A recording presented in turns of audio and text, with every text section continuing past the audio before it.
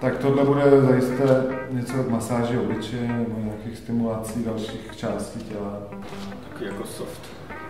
Takový lehký. Takový erotický. Asi to k ničemu není. Tohle vypadá jako pistole.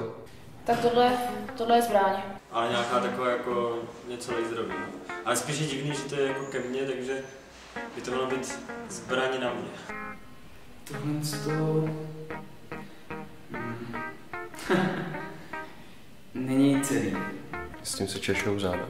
Jako, no, češou záda. Já si myslím, že to je k ničemu. Prostě nesmysl.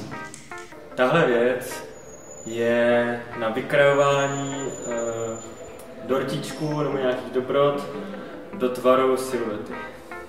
Čili lidské. S tím se pájí, že jo? Tohle se zapne do zásuvky. Je to vtipný, je to k ničemu.